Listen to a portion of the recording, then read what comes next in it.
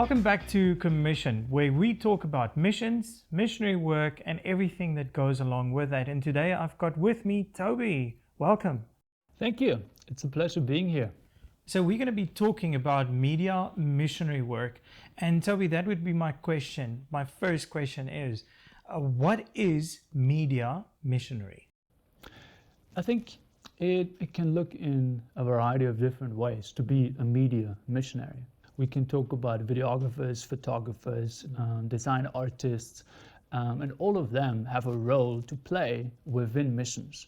And I think I'm excited about today because we can unpack that world very much so people realize, hey, I can be involved too, you know? Yeah. You don't need to be in the field doing the image that we've always had of missionary work, being out there in the bush and grinding off. That media missionary, would you say, is almost connecting the mission fields with the people out there that needs to be inspired to come and work in missions? Exactly.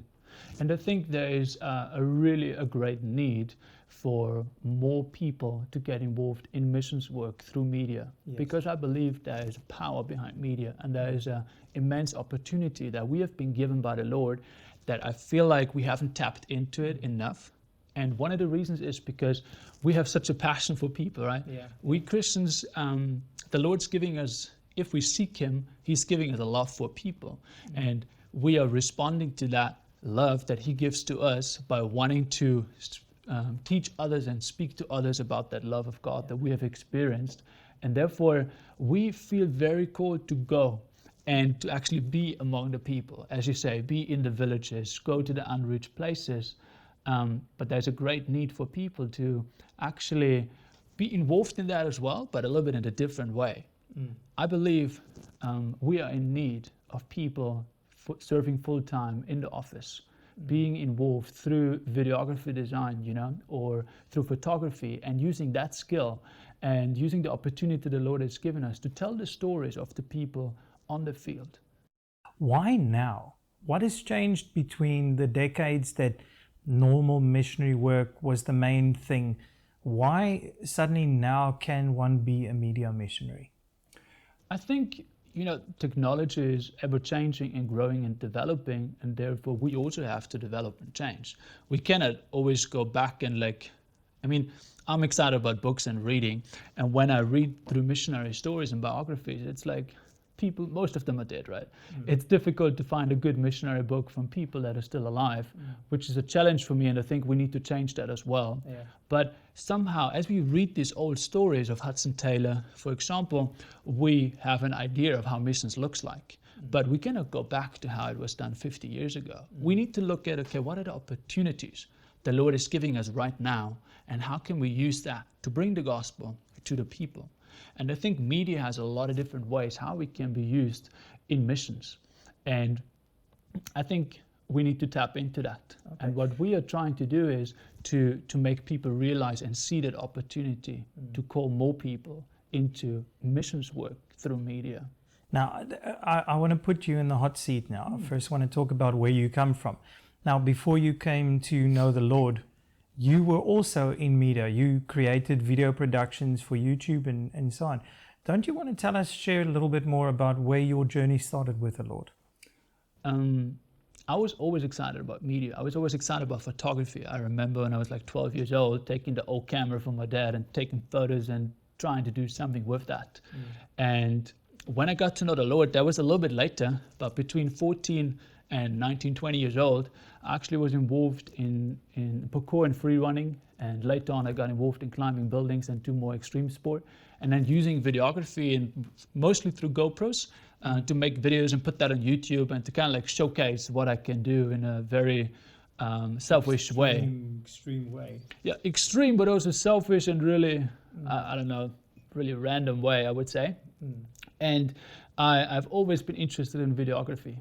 And interestingly, media had quite an impact in my life. And not just for expressing my own passions, but the Lord actually met me through media. Really? How did He do that? It was quite interesting. I was at a place, I think between 19 and 20 years old, where, I was very rebellious. I didn't really care what my parents said. I didn't really listen to people anymore, to friends, and because people were concerned that I'm climbing without any ropes or security, and people loved me, therefore they tried to take me away from that, you know. And I was very rebellious, going into alcohol and drugs and things like that. And I came to a place in my life where people didn't really talk to me about the gospel anymore, because they felt like I don't want to hear it anyway. And then one day I was in my room, and my life situation was in such that I wasn't able to work properly anymore because of the drugs, that I couldn't function in a normal world, or I would say responsibilities of a day-to-day job. And I was then in my room, and I was going through YouTube, and I've been knowing the Lord forever as I'm growing up in a Christian family, and until like 12 I knew the Lord, but then was going into this kind of things later on. And this was now in Austria, because you grew up in Austria. You're right, that was in Austria. Okay. I realized we're sitting in South Africa. I should have said that where it was. Well, I think the accent kind of gave it away a little bit. You know, I'm here since quite so many years, but I cannot lose my accent. But yeah, so I was there in my room, scrolling through YouTube, and I randomly end up on this video of this lady praising the Lord. And there was nobody telling me about the gospel. Nobody talked to me about Jesus anymore. And there I am looking at this lady, and she was just praising God. Nobody shared the gospel. Nobody talked about the Lord at all. They were just singing a song to the Lord. And something inside of me realized, wow, that lady, she has peace. Yes. And I want that. Okay. Because here I am, 19 years old, I have quite some experiences and have crazy stories to tell, but it's all meaningless because I came to a point where I hated myself. I was not happy. I had no peace in my heart. People looked at me as that guy who has these extreme sports videos online and who is a little bit crazy. And I had amazing nights on whatever, alcohol and drugs and, you know, just partying. But it all ended up to a meaningless point where I actually didn't really function. You were empty. I was empty. I didn't even like myself, you know, but nobody knew. And then you basically went through YouTube and you found this one video that showed you something, there was something missing in your life. And this is the power of media right there. Okay, that's so sure.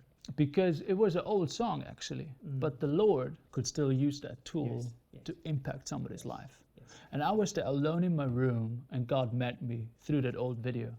And this is why I am today involved in missions, and why I think media is such a powerful opportunity where we're not tapping into it right now enough. Because I think the Lord gives everybody specific skills and passions, right? You are different, I'm different. But it's not just specific people that can be involved in missions, or people who can speak well, or who are excited about traveling, you know. God wants to involve people that have zero people skills, you know, but maybe they're perfect in admin, maybe they have an amazing mind of finances, and this is the person God wants to call in bookkeeping within missions organizations, you know. But the Lord doesn't want them maybe on the field in the bush, because that's not how the Lord made them. And this is what we are about, to call forth people, making them realize you got a gift.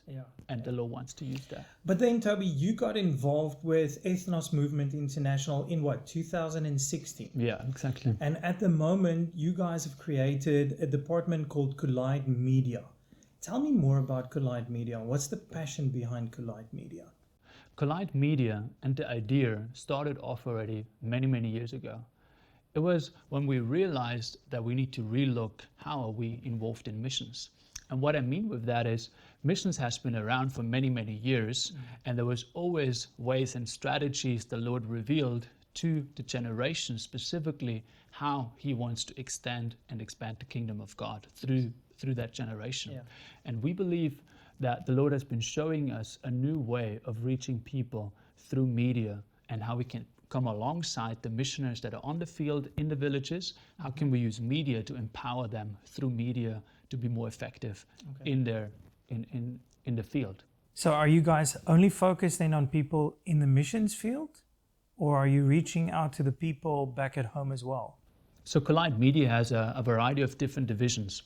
One of it is how can we work alongside the missionaries. Our vision is to really empower those missionaries and make them more effective in making an impact in their surrounding. So what we're doing is we're creating media tools like teaching videos that we can package together and we can give to our missionaries in the various spaces and countries, and they can use those media tools we created here in Georgia and South Africa by training other local people through that.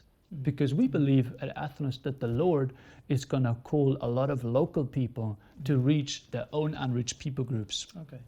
Instead of other missionaries reaching out in a cross-cultural context. Yeah. So we at Kollide Media want to come alongside them and give them media tools to be more effective. So it's all about Empowering people. Okay. Through visual media, whether it's then video or photos or anything basically. Exactly. And that's the first aspect of Kollide Media, empowering those missionaries.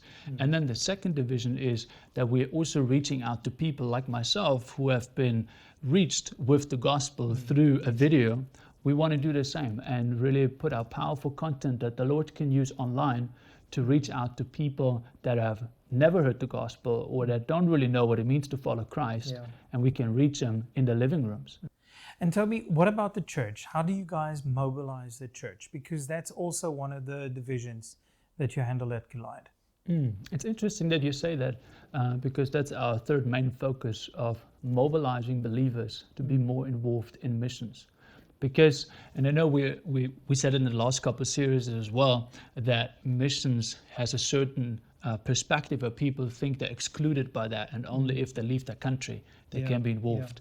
And we want to create media tools and videos where we want to break that perspective a bit and show people, if you're a businessman or if you're a hairdresser, you can be involved as a missionary. Yes. And through the media tools that we create, we want to give those people perspective to know, okay, what are the things the Lord has been giving me in my hands, and how can I use that to be involved in a Great Commission? Because this is what I started to realize as well. I came into missions beginning of 2016, and I was involved for 1 year as a volunteer in all kinds of different activities. And once I really surrendered my life to Christ in a more radical way, I thought, I never need a camera. I never need to ever take photos or videos again, because I thought I have stopped climbing buildings and I've stopped climbing. Your older life. Exactly. Life. And I surrendered that, so I never need to go back. Yeah. And then within that first year, the Lord showed me, hey, you actually had a passion for videography. Let me use that by you being involved in missions through your passion. Yeah. So this was not something that I necessarily chose, or sometimes people ask me, how did you discover your calling in life? And for me, it was actually the Lord just showing me, highlighting a passion He has given me from young age, and that He wants to use specifically that to be involved in missions. That He prepared you all the way to do that full-time in missions. Exactly. And so this is our passion at Kollide Media.